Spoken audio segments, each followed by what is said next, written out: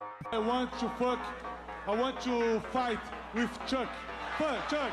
I think he just blew his wad there. Anderson Silva, you absolutely suck. Are you still drunk right now? Are you still drunk? What was going on? This is Bruce Lee shit. Frank Mir had a horseshoe up his ass.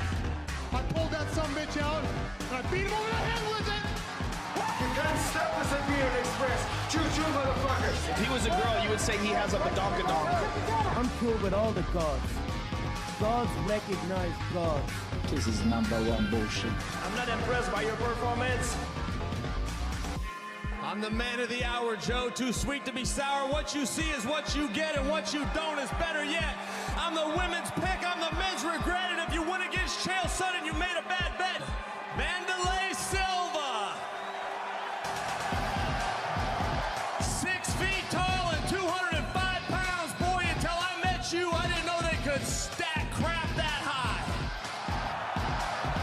Where you at, Big Nugget, you fucking piece of shit? All right, guys, welcome to the MMA Opinion Podcast. My name is Liam O'Griffin, and I'm joined as always by Mr. Paul O'D. And on this week's episode, we are going to discuss news items such as Dana White on illegal streamers, fans being back, Peter Yan's move to ATT, and Kevin Holland's unusual prediction for the Brunson fight. We'll also be reviewing Rizin 26 from New Year's Eve and giving some predictions for the upcoming UFC on ABC 1 card at Fight Island. And we are also going to be getting some of your opinions on fights we are looking forward to in 2021. Right, so we have lots to be getting on with, so let's be getting on. That's my catchphrase, by the way. Anyway. You can't announce it yourself. It's a catchphrase. It's supposed to catch on. It'll definitely catch on now after I said it. So we might as well get straight into it. Dana White, he's back at it again, taking on the world. Yeah. So he made this kind of ominous. I can't even remember where he came out with it. It was like a question, or no, it was on a Facebook comment. Either Facebook or Twitter. It was a fan passed some remark about can't wait to download the fuck out of this or stream the fuck out of this. Yeah. And then he said, "Well, we have something really nice planned for you guys this year." I can't remember, am I a camera 2 or camera 3? Fuck. Yeah. But look, it's a bit tongue in cheek because they've been trying for how long to get these streams off air and trying all these things.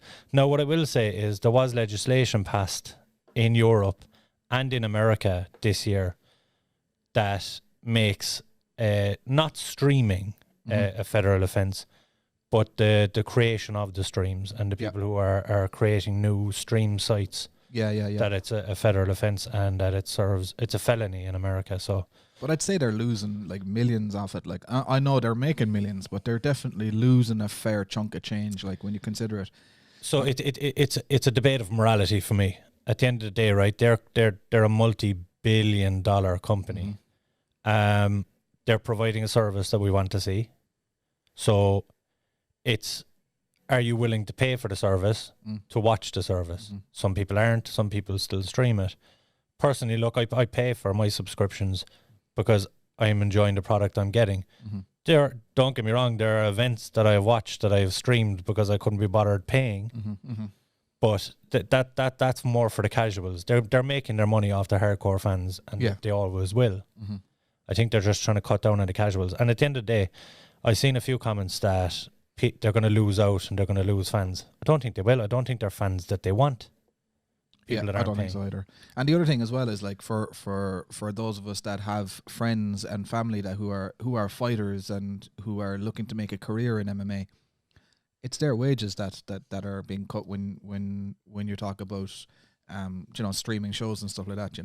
I mean, we have the same thing when we go to local shows here in Ireland, and we say that the fighters have to sell a certain amount of tickets so that they'd become a draw, And then you always have their friends who say someone stream it there live on Facebook Live, and it's like exactly, yeah. Do you know what I mean? And I've watched a few of them myself. Yeah, I know. Do you know what I mean? We all have. Yeah. But look, again, but if you want to support it, like specifically on the local shows, if you want to support the local fighter, then buy a ticket and go watch them. Yeah, and then they become a bigger draw, and they will get pulled onto another show again at a later stage. And then you can illegally stream the UFC when they get there. Exactly. Yeah. There you go. Yeah, look, it's a strange one. I'll be interested to see what Dana White personally has to do with any of this. I don't think he does. I think it's just tongue-in-cheek kind of I'd backlash. be interested to see what they actually can do. I mean, like, how can you stop streaming? I mean, like, they're going to have like hackers. What I will say is anti-hacking. Crackstream, which is one of the biggest platforms over the last, I suppose, 5 to 6 years, they've gone down since this legislation has been passed. Now, there's probably more on being built, and there's more coming up that we're going to hear about soon. But it seems like something is being done.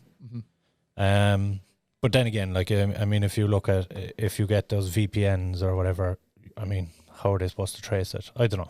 Yeah, it's almost impossible, especially for countries that don't have these kind of streaming legislations. laws. Like the Netherlands and different countries like that. Yeah. Or like Russia. Russia is like, I mean, that's an easy target. And we actually touched on this before as well when we were talking about like the biggest pay-per-view events of the year, and I think McGregor and Cerrone were the biggest for 2020. Yeah, eclipsing even eclipsing even Poirier and Khabib. Yeah, which arguably was like a much bigger fight, way bigger fight. Yeah. And then we were talking that possibly there's a lot more Russian fans are streaming because it's not illegal over there. Correct. Yeah, very, very, very possibly. I know there's a lot of Americans probably tune into us, probably more than Irish, but in Ireland at the moment there's a petition trying to get the national broadcasting taken apart or broken down, and people are refusing to pay their TV license. Yeah. So the way forward will be streaming everything. Yeah. Because most Irish people watch content from the UK, from America. They don't watch RT. Yeah, I haven't watched our national broadcaster for at least 5 or 6 years at this stage. Yeah, so there's some momentum growing on that, and we won't be the only country to go that way. So we also had the other news item was Peter Yan moving to American Top Team in Coconut Creek in Florida. I was actually there a few years back. I was too scared to walk in, but I stood outside the door anyway. I know what it's a nice part of the world, nice weather. Yeah. This one, I think it is just for this camp. There was actually a very interesting back and forth that Peter Yan had with Aljamain Sterling. Aljamain Sterling said about that he trained for his last fight, the Corey Sandhagen fight, in his garage, and for Yan not to be pulling a bitch move and making excuses already. So it is good to see Yan going into a big camp like that, and that there will be no excuses. This fight looks like it's going to go ahead, and that it's been announced, or tentatively announced at least, for the March 9th pay-per-view card. Yeah, which now looks like an absolute monster card. You have the bantamweight title on the line, Yan versus Sterling. You have the women's featherweight title on the line, Nunes versus Anderson. And you have the light heavyweight title on the line, Jan Blachowicz versus Izzy Adesanya. So that's an absolutely massive card. Cracking card. Yeah. And one of the main reasons that I saw Jan as well moving to American Top Team is to cut down on 2 weeks of quarantining that he would have to do during making his trips between the fights and Fight Island and everything like that, or wherever he's fighting. Because he normally trains in Thailand in Phuket. Yes. Yeah, so that would be one set less of quarantining he would have to do. Yeah. So he'll pick up 2 extra weeks. Yeah. Which is, I mean, that's nothing to be sniffed at. Yeah. But then again, you move camps for a fight of this magnitude, you're getting different looks, different training. You don't know. It's a calculated risk, I suppose, but only time will tell if it pays off. Yeah, absolutely. We have the fans back in for Fight Island. Yep. Excited for this one.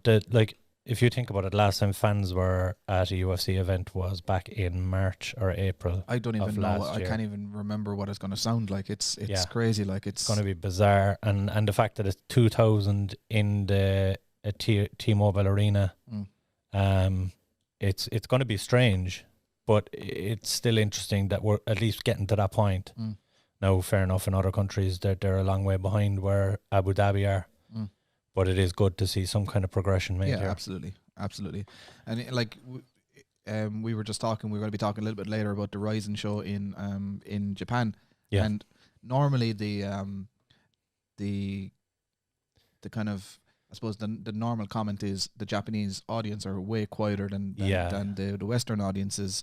But it's actually the other way around now at the moment, because Japan still have their crowds, and there's a little bit of shouting and roaring going on. Small bit, still quiet, but nothing in comparison to what we've seen. Absolute silence surrounding the fights, where you can hear the individual thumps and slaps and cornermen and the whole lot. And there's two things here. So the first is that I'm actually going to, when fans are back full time, I obviously there's a bigger atmosphere there, but I was really enjoying the fights. There was something a bit raw about fights with no sound, hearing the cornermen, hearing them speak to each other. Yeah.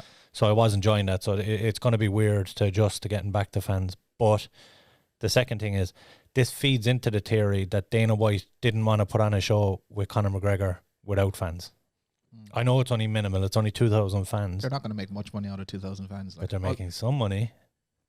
Tickets were up as far as $1,300 or something like that for the 3 events. So you know for a fact that the high price tickets were for the Conor McGregor fight. 2,000 at 1,300. It's still a bit of money, like. I'd say there's some black market sales as well there for a few cage side tickets. At the end of the day, it's still $2.5 million just in ticket sales. I mean that's for UFC, it might be something to be sniffed at, but it's nothing to be sniffed at generally, like. And then we had Kevin Holland as well, who's up against Derek Brunson. He had some interesting things to say about Derek Brunson. He's not too happy with the matchup. He reckons that there's a lot of excuses to be had for, like, if he wins, then it's like the kind of journey. The caliber of fighter isn't good enough. He's come out and just called Brunson a journeyman and a gatekeeper. Which is, I mean, it's bold. You're fair enough. You had a phenomenal 2020, but you're coming into a tough test to start out 2021. Probably some would argue not tougher than Jacare, but it's something different, and it's still going to be a tough test. But look, he's been known to run his mouth, and when he originally got signed, that was Dana's call. Said, I'm gonna call the guy with the mouth and see if he'll take this fight on short notice, and he did. So. Look, even you'll see there, if you're looking at our MMA page, you'll see him. He's got the headphones on and the mic. That's kind of where he seems to be at. He's happiest. You were saying earlier, all the makings of a star.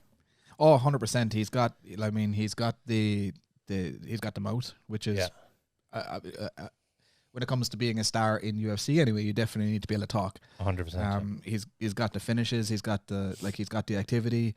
He's got the desire. He's got everything that's going for him. And he had a really cool quote as well for this one. So this is, when we say he's got an unusual game plan, this is where it comes from. So this is a quote from a recent interview he had. He said, "If I can time his favourite combo right, it might not be 5 rounds," Holland said. "I'm definitely preparing for 5, so we see how it goes. I have plenty of time to prepare, so it should be more than great.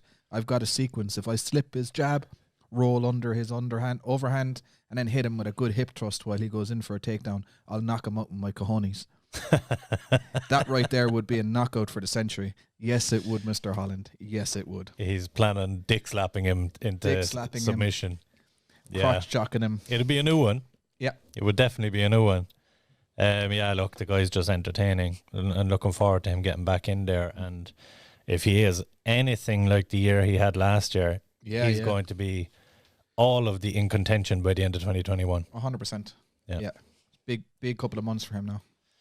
Yeah, so before we get on to the Rizin and UFC cards, we might have a look at our own page here. So I'm going to bring our own page up on screen here. So we've got the MMA opinion on Facebook. Of course, you're all liking that, of course.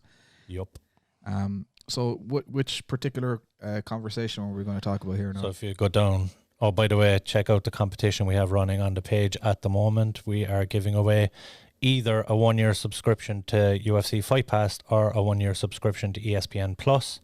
All you need to do is go onto our page, like and share the post, tag 3 friends, and subscribe to our YouTube channel. And the link is available there for that as well. Savage. I know some of the staff members were giving out that they weren't allowed to enter this competition. Yeah. We look after them down the road. So where are we at? So if you scroll down, it's the next one, I believe. Yeah, this one here. So if you put up the comments there. Discussion time. What fight are you most looking forward to or most want to see in 2021? On this week's podcast, we'll be looking ahead to the year in MMA, and we'll discuss some of your opinions here. Comment below. So And for anybody that's watching in live as well, you can actually comment now. We have your comments live on screen here as well. So if you want to comment in and get a mention, now's the time to do it. Get your fingers warmed up and start stroking those keys. Oh, I was wondering where you were going with that. All right, so dangerous territory. So which comments were you picking out of this conversation? Yeah, sure. Look, we'll briefly run through them all there. There's a few on it. I suppose first there you have Alan Tom A.T. Umboka. I definitely butchered that name, but apologies, Alan. So yeah, fights he's looking forward to are Yan versus Izzy and McGregor versus Poirier 2, and then he mentions Jan Sterling and Chandler Hooker as well.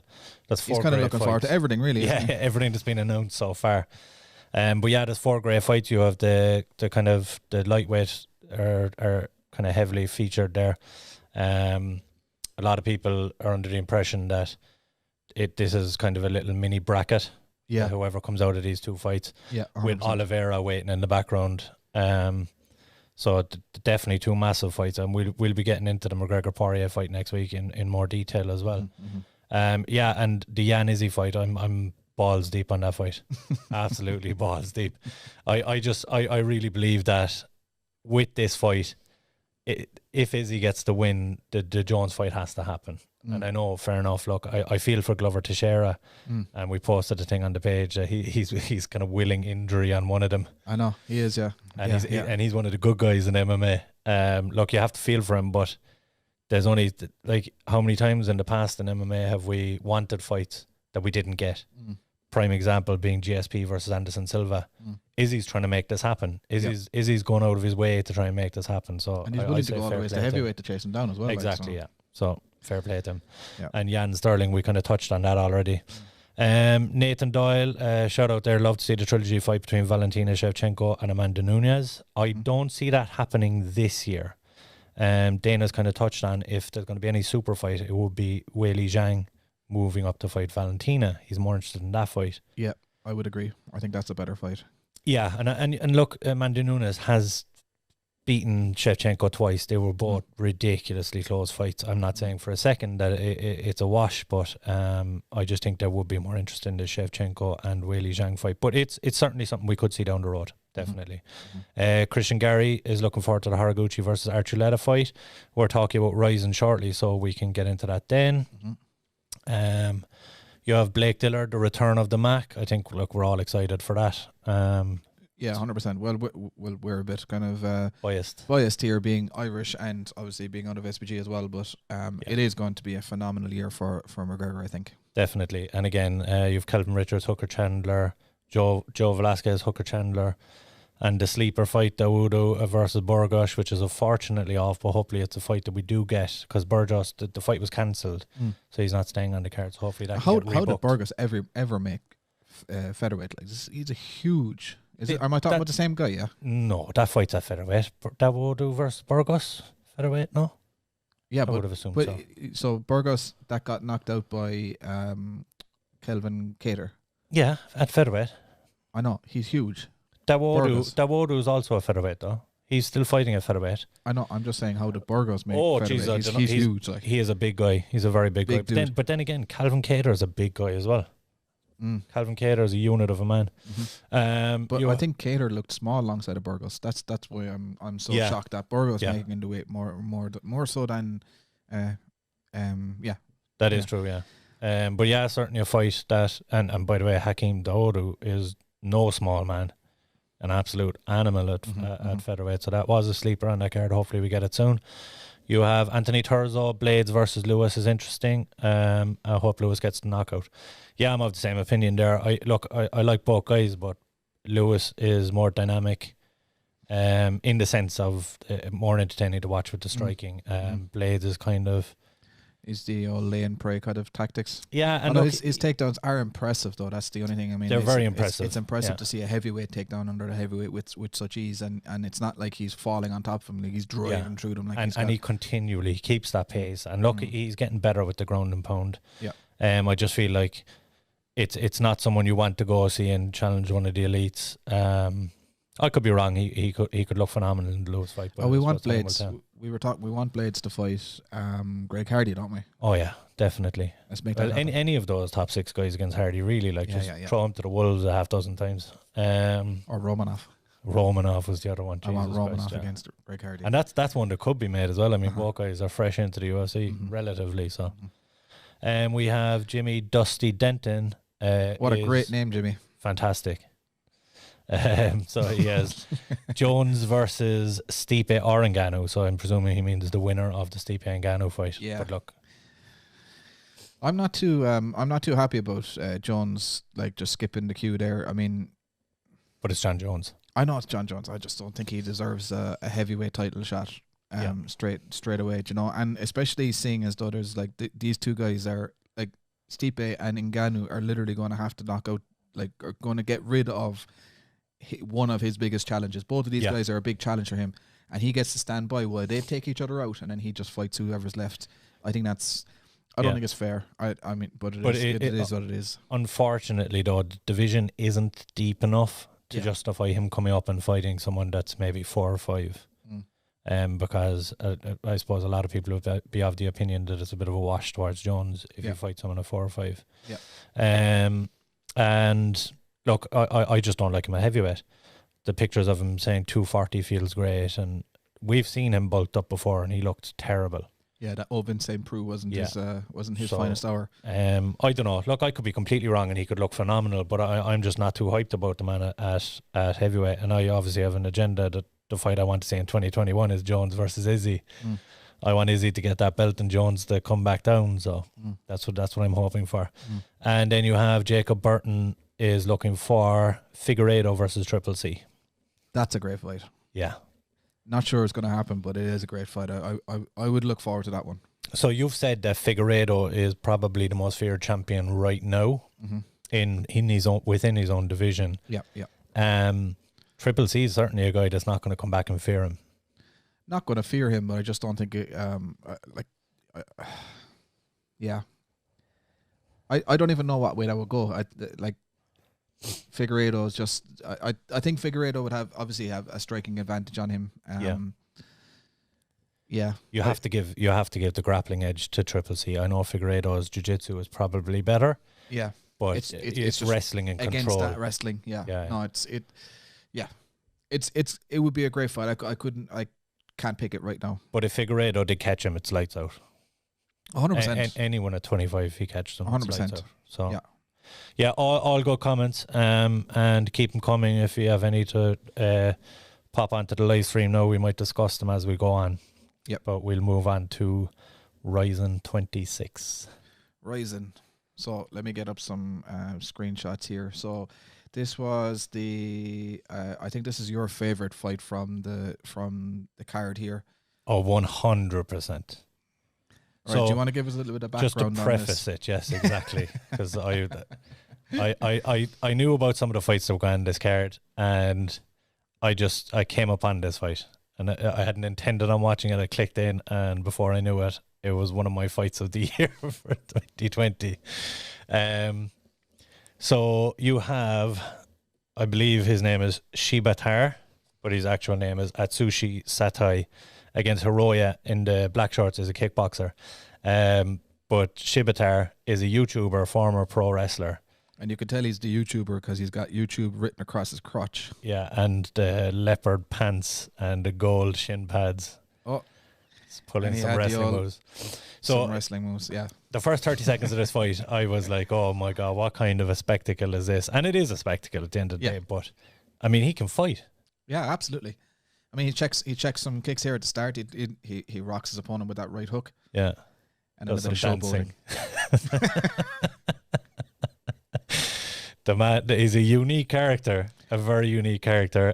Look, the fight goes on. He even gets a knockdown in the first round, and there's kind of a strange ending to it where midway through the second round, he taps him out, but it's not seen by the ref. Yeah, it was like a Chael Sonnen tap out. Yeah, exactly. But to be fair to the promotion, they look back on the footage later and they did actually give Shibatar the victory. So yeah, we call that VAR now, don't we? Yeah. But yeah, look, this is all on YouTube, so go check out that fight. It's phenomenal. Rolling Thunder just at the end of that round there. Some good stuff. There's actually a competitive fight at the end of it, like, so. Yeah, no, it's well worth watching out. So we obviously, I mean, we talk about like Japanese MMA. They enjoy that kind of spectacle fight from time to time. I mean, it was only before Christmas we had that like extremely overweight guy fighting the girl. Yeah. Do you know, that's kind of like par for the course when it comes to Japanese MMA. They just love those kind of. This, like, as far as the freak show fights go, this is more my cup of tea. I'm not saying I'm on board with all of it, but at least this is palatable. Yeah, absolutely. Fair enough. Shibatara is probably 30 pounds heavier than him, looking at the frame there. But, I mean, it still seemed somewhat competitive. So it's far more palatable than some of the stuff that we're getting out of Japan. But yeah, I really enjoyed it. Yeah, but just if you're not used to watching Japanese MMA, you might be like, what the hell is going on here? But this is actually this is quite normal. This is quite normal. Yeah. And it's a cultural thing. I mean, I like my background is in karate and Shotokan karate. I've been to Japan, and just the idea of like even Godzilla, like, you know, just the idea of something massive and then the underdog. Yeah. They have something about that story all the time. It has to feature in every show. And you'll always get as well, we'll be talking a little bit later, but you'll always get like some kind of old school fighters on a show, just to kind of like even if they have no hope of winning or the result isn't really going to push them on their career, it doesn't really matter. But the fact that they're there and they're putting on a show for name value and for name value, yeah. So it's a different type of thing watching a kind of a Japanese MMA show. It's MMA meets WWE in certain elements, but then you get higher up the card and it's MMA very much. Oh, absolutely. Some cracking fights on this card. Yeah. So which hold on, I'll just see which. Sorry about this now, guys. I have to see which one we have queued up here. So this is the main event. Are we going to the main event? Yeah, definitely. So this is actually a rematch of a fight that happened early last year. Midway through last year, apologies. And Asakura knocked out Haraguchi and badly broke his jaw. So Haraguchi came into this one and he just looked absolutely phenomenal throughout. Yeah, definitely had a different game plan for this fight. He was using the leg kicks to stay just outside that range. Yeah. How about those shorts, though? Which now, the black shorts? Asakura's shorts. They're red leather. Oh, never caught that. That is a bold choice. Is that PVC or is it leather? As a bold choice. There's definitely some chafing around the cup area anyway. Whatever's going on. Definitely. Yeah. But anyway, the leg kicks got to him. Yeah, definitely. You can see them kind of taking their toll on him here as the fight goes on. Yeah, and as the finish comes, the finish in the first round, he was completely more or less demobilized. His left foot, he couldn't put much weight on it. So he tried an actual kamikaze flying knee. Yeah. Which is actually the correct use of that term. Yeah. For once, yeah. So yeah, no, it was. I mean, one last effort. Like, if your legs are gone, you might as well throw caution to the wind, have a go at it, and that's what he did, and it just didn't pay off this time for him. But great fight, big return for Haraguchi. Obviously, he was dethroned with a broken jaw a couple of years ago. Had a bit of time out. He's been all over the place. I mean, UFC, Bellator, he's been literally everywhere, like, so. And this is it. Look, during this broadcast, they announced that for the first time, Rizin will be going to the Tokyo Dome on March 14th, which they're planning a huge event. And there's talks already of Haraguchi versus Juan Archuleta, the Bellator champion, for both belts, like they did similarly last year. Yeah, that'll be an absolutely phenomenal fight. And slightly different to the Haraguchi versus Darian Caldwell fight. Juan Archuleta has a lot of tools that will trouble Haraguchi. Now, personally, I would side with Haraguchi. I just think, I mean, you see it here. I just think his IQ in there is phenomenal. He's for a guy that knocked him out. He came into this fight and he knew how to pick him apart, and he'd learned his lessons. And he didn't really get touched in this fight. Yeah.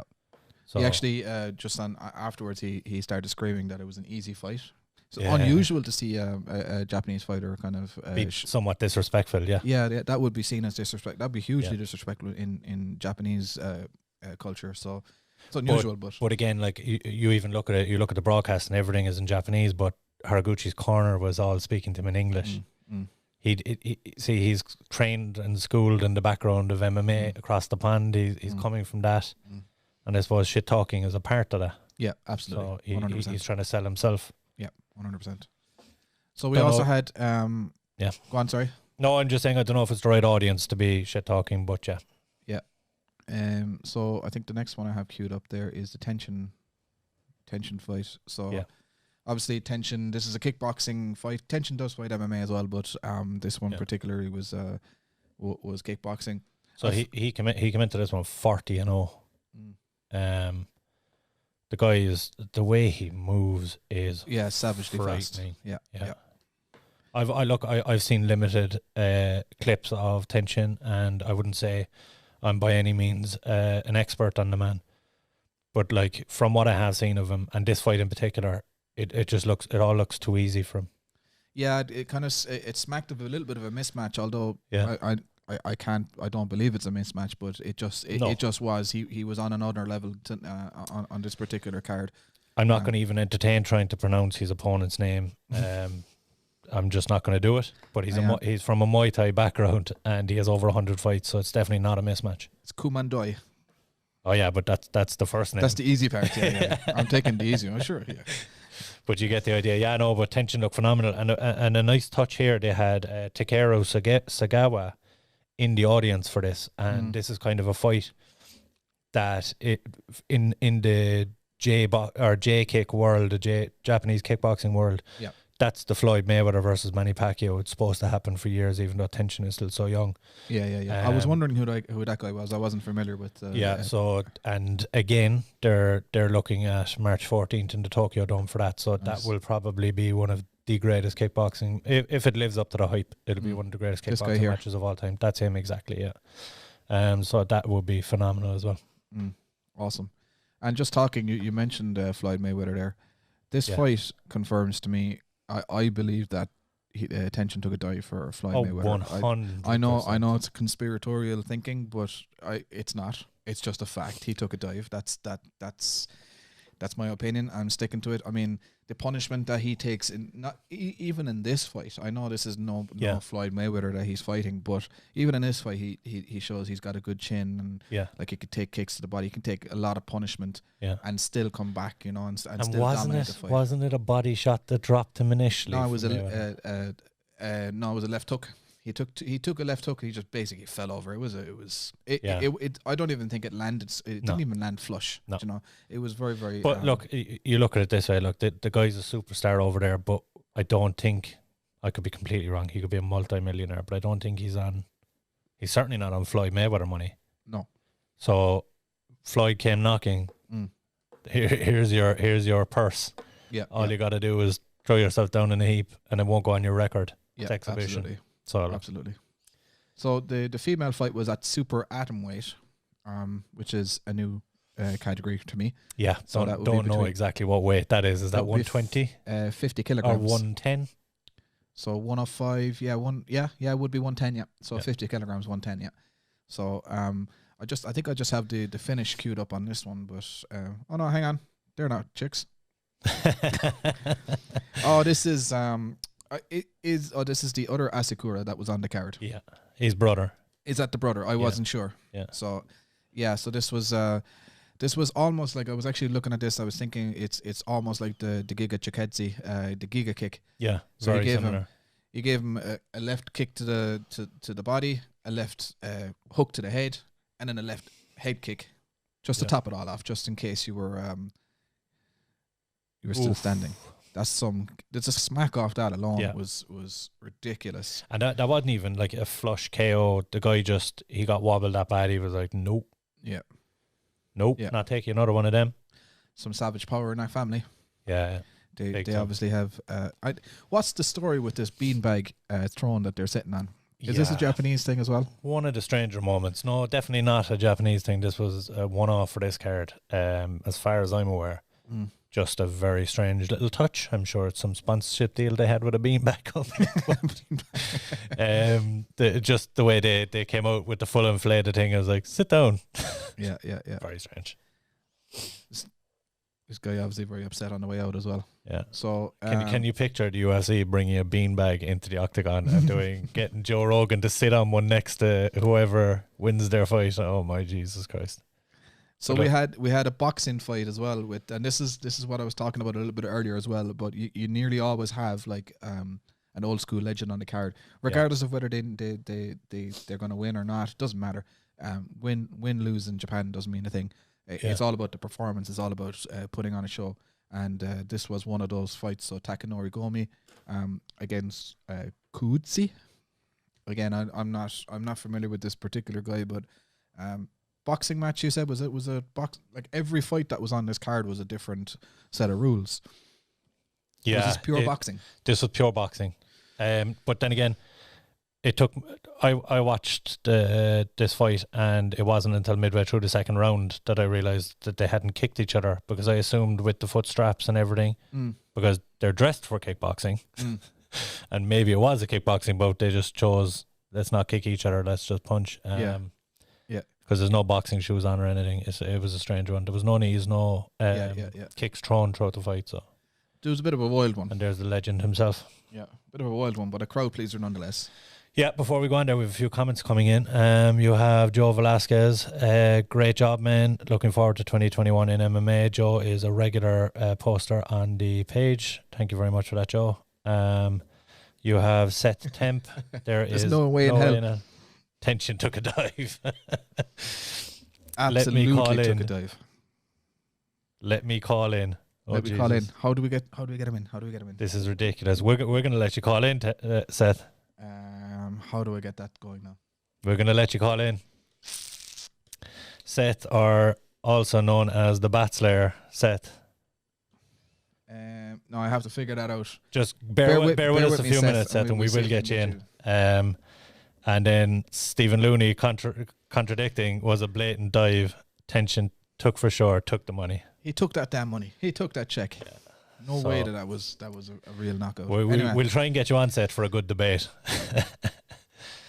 Okay, so do you want to move on to you can have a chat about that next fight there, and so what else we got? So it's the ladies' fight. You had Ayaka Hamasaki versus Mio Yamamoto, and it was a very interesting fight. But it was a rather strange finish. The takedown came quite early from Yamamoto, and Hamasaki was just kind of rolling for every little thing. And I think she was reaching for an arm. She just kind of scissored the head for leverage. Yeah, so she had the Kimura trap the whole time, and it was funny actually listening to her corner. Listening to her corner, trying, like, they had a sense of urgency of her getting out of this. They were giving her a lot of kind of Hail Mary advice to get out of the grappling exchanges. This way, turn to me, turn to this way, and she was definitely in trouble. It was nice control. Yeah, but a scissors choke from the Kimura trap. Lovely technique. Yeah, strange enough finish to be caught in from that position as well. When you're, I suppose, look, she just rolled away from the Kimura lock, but. Yeah, so that was for the super atomweight title at 110 pounds, possibly. We don't know. No, it's definitely 110 pounds. You would be correct there. Yeah. So what else we got? We've got this Odi Inui fight. Motoya. Did you watch this one? Inui got the knockout in this one. Very impressive. So I actually got this mistake, and I thought it was a different Inui.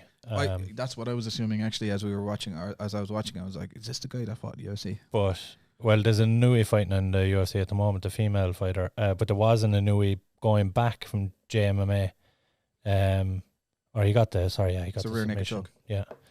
I knew he got the finish. Wasn't great defense. No, and he kind of looked a little bit lost. Yeah.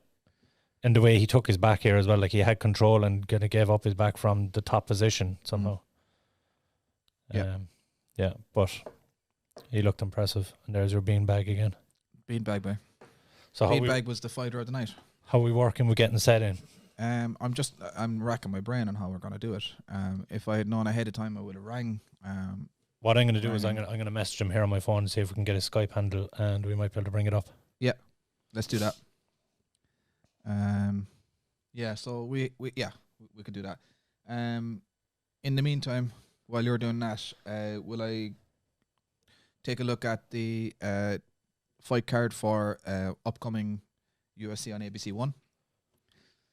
Yeah, definitely. We're gonna move on to that, and we can come back to it. The tension debate, if we can get set on. That's going to be a heated debate now. This might be worth sticking around for. No better boy than the Bachelor to come on anyway. And if anybody else has any comments to stick in there, make sure you get in there. We might get you on the line as well. So anyway, this is the first of the Fight Island cards. Obviously, we were talking about a little bit earlier. There's going to be a bit of a crowd at this particular one. Now, 2,000 in the crowd, not a lot, but it will certainly start bringing back some of the atmosphere that we're kind of used to, or we used to be used to, for the UFC. So it'll be kind of strange to see, but yeah. So I suppose the fights, the fights that we were talking about a little bit earlier. We've got the clash of the old school warriors, Carlos Condit, Matt Brown. Phenomenal fight, but as you said, 5 years too late.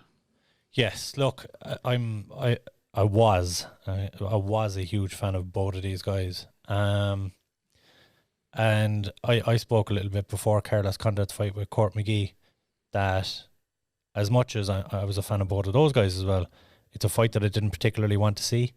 Now I have to hold my hands up. Carlos looked phenomenal in that fight. For what had come before it. So hopefully this fight lives up to the bill. He's on Zoom, if that's possible. Okay. Right. And we'll send them the link then on the page. Yep, but yes, so Condit did look phenomenal. But look, it is what it is. Matt Brown, by the way, has still been plugging away. He's got 2 wins under his belt in his last 3. And he's kind of always been thereabout, and he's been a lot less active of late. Now, what I will say is he's turned, what was it? He turned 40 this week, or today, I believe, Matt Brown. And he's looking ahead to his 30th UFC fight. So, personally, I think have a war and both of them put their gloves down. Yeah, that would be that'd be a nice end to it. It'd be a huge send off, and the fact that it's the first card ever on free to air TV in America, on ABC on a big network, free to air TV. It would be a great sign off for both guys. Win or lose, it doesn't really matter as long as they produce a war. No, they might have different ideas. They might want to kind of keep it going, but they both have journeyed careers. They both have a lot of miles on the clock. It's just a fight that I would, as much as I want to see the fight, I don't want to see much more after. Yep, gotcha. So I'm just copying that link in there now for the Bachelor. So I've sent it to you. So do you want to? Yeah. Do you want to send that on to himself? So I'll have a quick chat about the next fight up, or the next fight that I can think of anyway. Ponzinibbio and the Leech, Jingliang Li. Super fight. Great fight, yeah. So both lads are, like, obviously, this is going to be, someone's getting knocked out. This one, 2 lads swinging at each other. We've got Ponzinibbio is on a streak. He's got 9 wins out of his last 10. 7-fight win streak as well, yeah. Yeah, Magny, Zach Cummings, Mike Perry, Gunnar Nelson, all on his bedpost. And Mike Perry. Mike Perry. Yeah. What did I say? Oh, I don't know. I didn't think you said. Oh, Perry. yeah. No, I said Mike Perry, right. But yeah, no. So that's gonna be a barn burner if ever there was one. And then the other thing is that just looking down through their kind of their common opponents were Magny and Nordine Taleb. Yeah. And while Ponzinibbio has beaten both of those guys, the Leech has lost to both of them. So could that be a foreshadowing to, can we do some MMA math on that? I don't like MMA math, but in this instance, I just think Ponzinibbio stylistically is a bad enough matchup for the Leech. I just think his striking is a little bit too crisp and too technical, and Leech gets hit. So I foresee a win for Ponzinibbio, but we'll see. Oh, we have the Bachelor on screen. Do we have audio? What's going on, brother? How there are we you? go. Look at that for technology, lads. So how do we ever talk to us about tension? By the way, how's my audio and how's my audio is perfect. Crystal clear, brother. Because I got the mic on. Yeah. Okay. Crystal clear. First of all, by the way, I'm done with the video. I'm gonna send it to you on Google. Perfect. For those of you who don't know, Seth is going to be doing a little bit of a collaboration with us from his own The Bat Slayer YouTube channel. Check it out. But listen, let's go. Let's talk about this Mayweather. Let me. I'm sorry. Before I unleash on here, I like to get your little background. You know, I know you said you've been covering MMA for a long time. Yeah. Are you a fan of the sport? You know, how are you involved in combat sports or MMA? I'm going back about 10 years as a fan of the sport, probably more, 10 to 15 years, I suppose. It would have been around the time of the original Tough. Original Tough one. So that's what, 2005? 2005, yeah. So Jesus Christ, okay. 16 years nearly. I'm getting old. Okay, so me and you are kind of around I think I started maybe around the same time. Yeah. Maybe a little bit before that. Okay, so let's talk about this tension thing. Number one, you know, I have a channel. I have a video on that, and I still get comments to this day by people like you and some of the people that are watching saying that it's fixed. Let me tell you why. Number one, you know, Floyd Mayweather has been boxing since he was a child, right? Yes. I mean, boxing and kickboxing and karate, which Tension has a background in traditional karate, kickboxing, and MMA. Two different sports. It might as well be football versus American football versus basketball. Okay, just because you're a great quarterback doesn't mean you're going to be a great free throw shooter. So there's a notion that he somehow took a dive. You know, Mayweather is 2 inches taller. He's about 15 pounds heavier. He knows how to hit, despite what people say that Floyd Mayweather doesn't have any power. He doesn't have any power. He has power. Okay. You saw what Conor McGregor did to him. He could not hurt him at all. Yeah. Conor McGregor landed one good uppercut, did not hurt him. Floyd Mayweather was literally walking him down. He TKO'd Conor McGregor. So Floyd Mayweather has power. The one thing I would say about the Conor fight, I think Conor's gas tank had gone at that point. I'm not saying he didn't hurt him. But I do think that Conor's gas tank. I just don't believe the power is there in Mayweather's hands anymore. Certainly earlier in his career he did. But what is power? Are we talking Mike Tyson power? Listen, when you're sparring, we're talking KO power. I don't think he knocked out Tension. Yeah. Okay, let's go back to Conor McGregor. I agree with you. Let me go to Conor McGregor real quick. I do agree that Conor McGregor did gas out, but he gassed out like halfway through the third round. You see what I'm saying? So that's what experience, even though Conor McGregor has a ton of experience, you know, just being excited. He tried to finish him in the first round like he predicted. He could not touch him. He could not hurt him. Third round, okay? This is a 12-round fight. Third round, he was done. You saw Mayweather just walking him down, smiling at him, literally while Conor McGregor was jabbing. So that's one example. But let's go back to the Tension fight. You're talking about the guy that has no boxing experience. You're talking about a guy that's 2 inches shorter. You're talking about a guy that is 15, almost 20 pounds lighter. I mean, literally, Floyd Mayweather is like Mike Tyson compared to that kid over there. Do you know what I mean? Yeah. Think about a guy that has 30 years of boxing experience against an amateur. You can talk about his kickboxing and MMA, but it's not the same thing. There is the gap is right here, and not just physically, but mentally. You know, I'm going against Floyd Mayweather. Like, what's going on here? You don't think he's afraid? You don't think he doesn't have butterflies? It's not just a physical thing. Yeah, he may have been cracked by, you know, guys his weight class, with, you know, shin to the face, knees, but mentally you're in a very good position. He was not in a good position mentally. And another thing is, why will Floyd Mayweather, after 30 years of putting his blood, sweat, and tears, risk his entire legacy for a few $1 million, an exhibition, a thrown fight? You don't think that's going to impact his career here in the United States? Why would he do that? Let me ask you this. Why would Michael Jordan, against a college football player, ask him to take a dive in a one-on-one basketball game? Do you see what I'm saying? Look, why would you do that? At any point in time, you go, you know what? This is a guy who does a different sport. He's lighter than me. He's smaller than me. Please take a dive. I need you to take a dive from me. How does that make sense in any shape, form? But it doesn't need to make sense. All you have to do is just watch the fight and watch the hook. I've seen the fight. How I've it seen landed. the fight. It didn't hit him I've seen nearly the as fight. hard. What do you mean it didn't hit him? Pull up my video. Pull up my video. I got it on slow motion. It grazed his face. It No, grazed sir. his face, and he went down way too hard for the type of it was only in the first round, right? It was in the first round. He got knocked down 3 times. Yes, sir. Yeah. Yep. Okay, Seth. I just want to ask yeah. you, right? So you're watching. I know Seth can't see you at the moment. So Yeah, just, so you know. can't see him on the screen, but I'll give you another good example. You know, just 1 second, Fabio Maldonado. Seth, 1 second. You've watched Japanese MMA for a long time, yes? Pride mostly, yes. Okay, and And pancreas. you're surely aware that this has gone on in Japanese MMA. Okay, let me just, again, that's another thing that U.S. fans and European fans would love to say. It has happened. Yeah. It has happened. I'm sure it's happened in you US don't as think well. that's happened in the U.S.? Oh, I'm not saying that.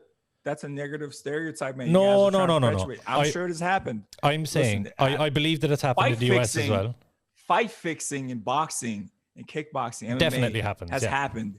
It happens in Worldwide. basketball. It happens. So let's not pull this bullshit of it only happens in Japan.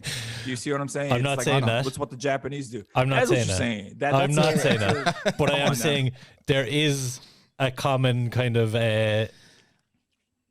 acknowledgement that it has happened in Japanese It MMA. wasn't like the fact that it was an exhibition fight. It was going to be a kickboxing fight at one point. They were supposed to be throwing Yes. kicks and everything in there. And then was it Now, like the that week would've been before? interesting. Yeah. Yeah. But wasn't it the week before or the night before that they changed it to boxing again? 1 week. Yeah. Do you know? And Again, like the other thing is that Mayweather wasn't training for that fight. I mean, this was just like on his holiday, right? He was just over there on a tour, just collecting some paychecks and. Listen, yeah, 9 million against and let me tell you something. You know, you guys know Fabio Maldonado, right? Tough guy, granite chin. He fought some tough dudes, man, in the UFC. Glover Teixeira nearly killed him before the doctor stopped it. Yeah. I mean, a lot of guys. Quinton Rampage Jackson. What happened when Stipe Miocic hit him? A heavyweight. You know, he took that fight. He was on a 3-fight win streak. Yeah. He fought Stipe 35 seconds into the first round. Boom, went down. Yeah. This is a guy that almost got killed by Glover Teixeira. So you can't say because one guy hits him, you know, you're showing these clips of tension against some other guy and he's kicking him, kneeing him. It doesn't matter. There's guys that are heavier, and you can't say, well, since he took 10 shots, 20 shots here, there's no way this shot that barely grazed him. It doesn't matter. It's a mental, of the opinion, physical thing. I'm of the opinion, That is right? ridiculous. If this was if this was a professional fight, I absolutely wouldn't believe it because both guys are getting paid to perform and they're both professionals. I just believe that this was a bit of a spectacle that was put on for the fans, and I think there was some kind of agreement that, look, this is how it's going to go down. I could be wrong, and I stand to your knowledge of Japanese MMA, but what I will say is that from the talk and from what I've seen of the fight, it does look very suspicious. You know, it reminds me of there's a post-fight Pat Barry when he fought Mirko Krokop. Yeah. And he tells a story of how a fan of him kind of say, hey, great job. Yeah. And he leaned over to Pat Barry and whispered in his ear, great fight, but I think you threw that fight. And he said, what? He's like, you know, that was your hero. That was your hero. You threw that fight against Krokop. That's what it looked like. That's what you remind me of. And he's going there like, yeah, you're right. I want another loss on my record. I don't want to fight for the belt. I want to make less money. But that's just it, Seth. You pointed out my exact argument. It didn't go on his record. It's nowhere on his record. He made a shit ton of money for it not to affect his record. It's an exhibition. I don't think it would be in the U.S. in a real fight. A guy that's smaller. No, it wouldn't be allowed anyway. Yeah, it wouldn't be sanctioned. Like the Conor fight happened. That shouldn't have happened. That shouldn't have been sanctioned. Thoughts. Fully agree. Yeah. Yeah, absolutely. Look, I think we're going to agree to disagree on it, Seth.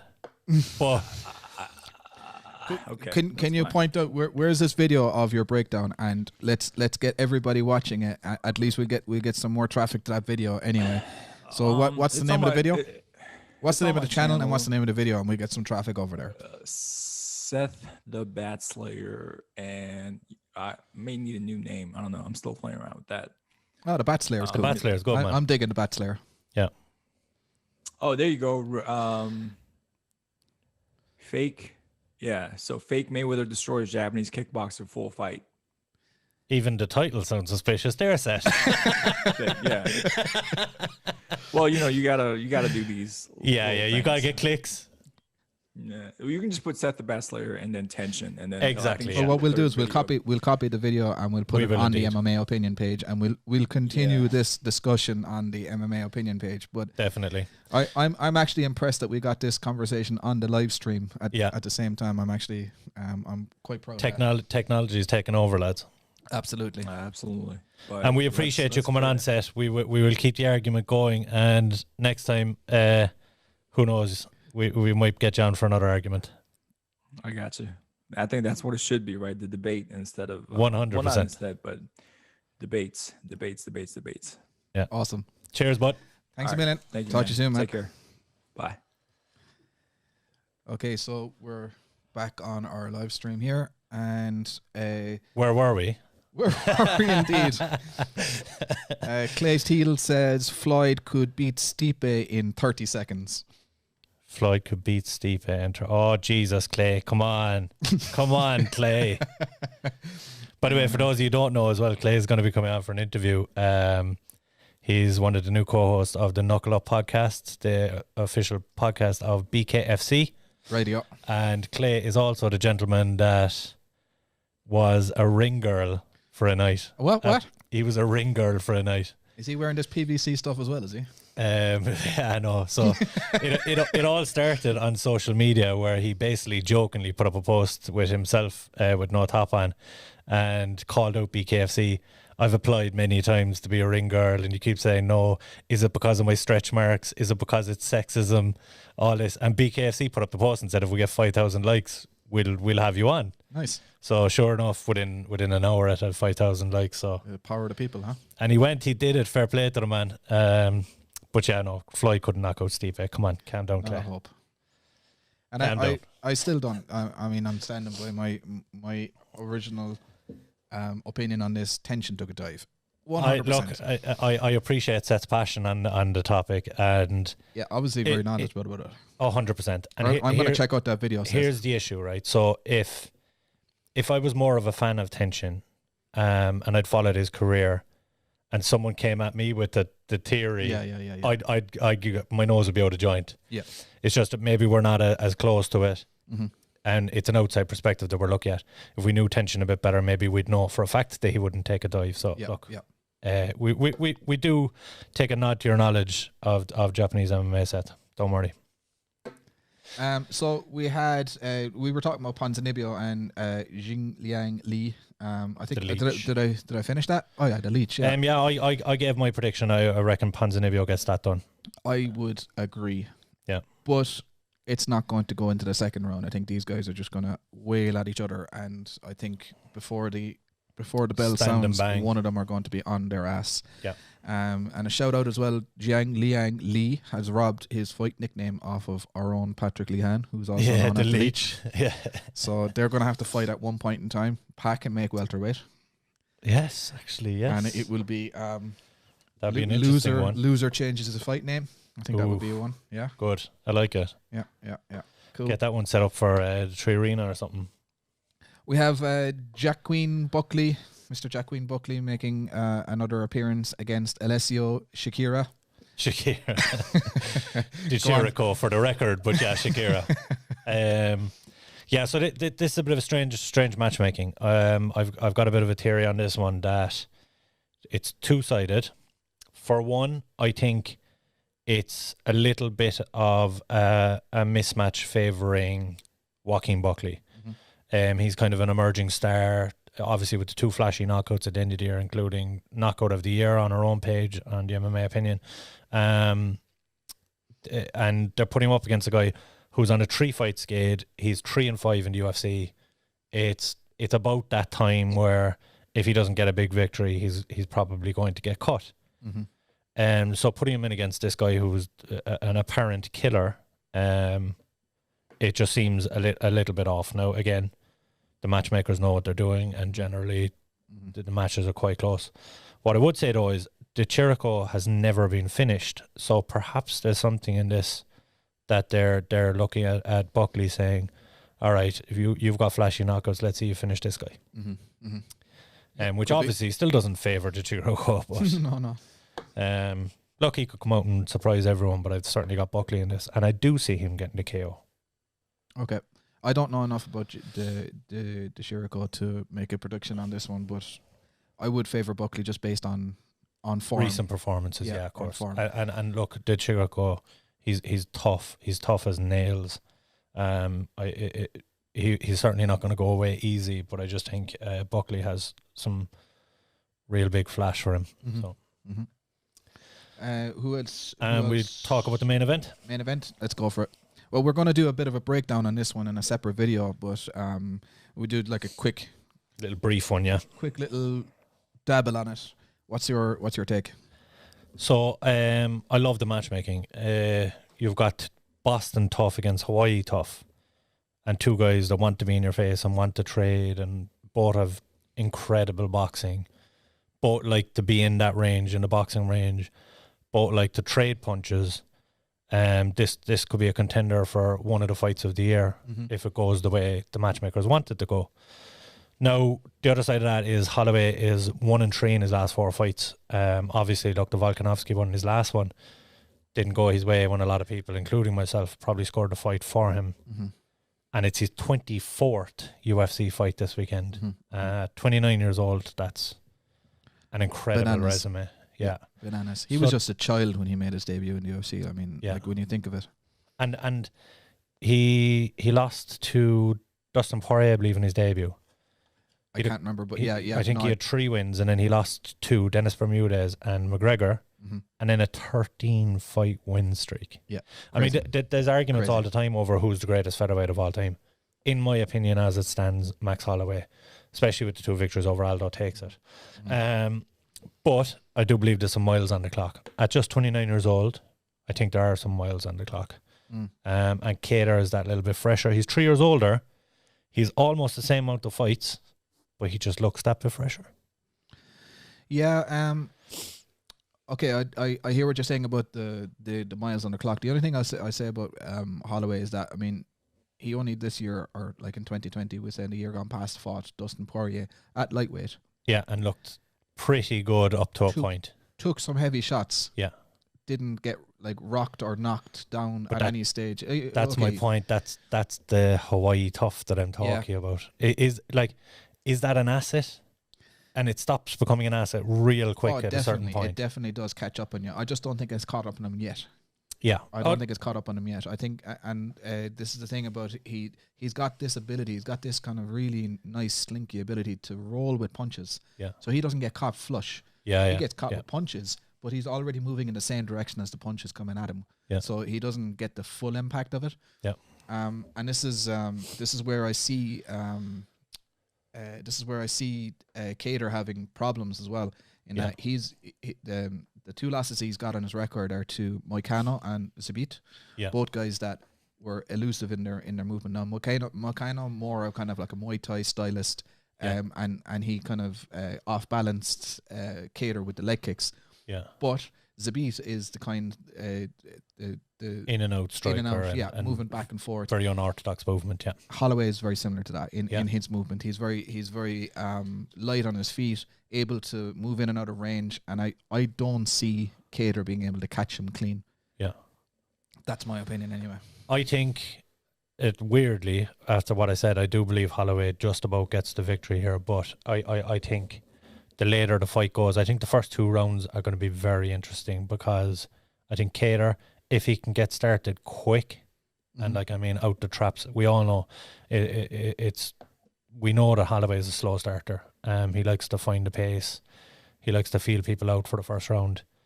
If Kattar comes out really, really quick, he could cause troubles. But as the fight goes longer, you got to lean towards Holloway and the experience. Seth's gonna blow a fuse here at home. He's saying, "No way in hell," and Jose Aldo is the GOAT at 145. Apologies, Seth. We're really setting you off today. See what I did there? Setting him off.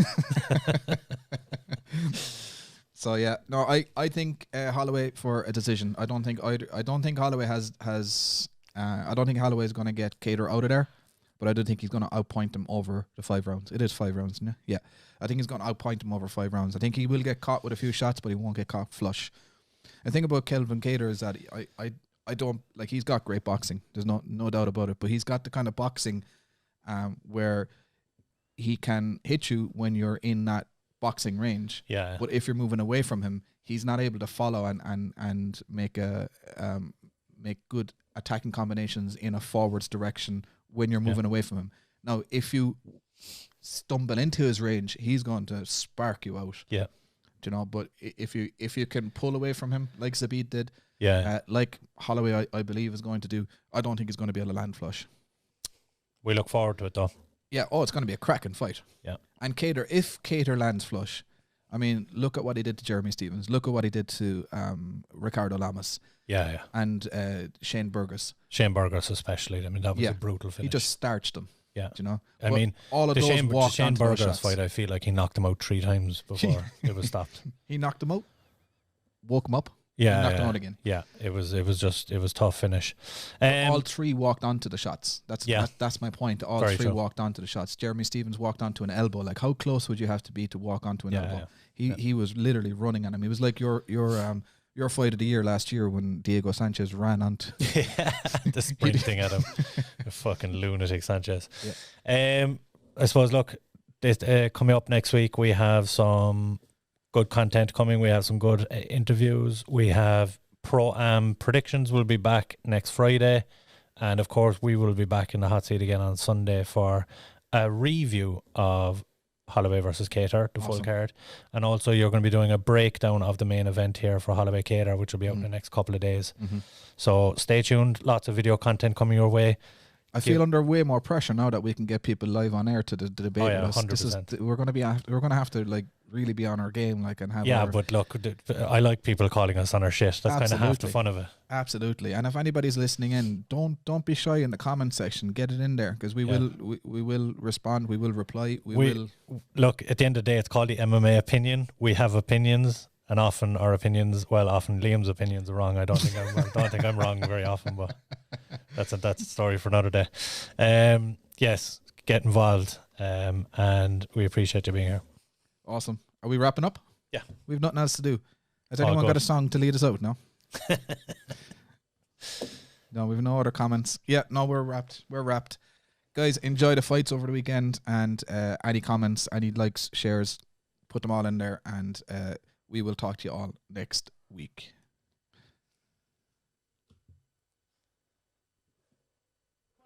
With Chuck. Chuck. I think he just blew his wad there.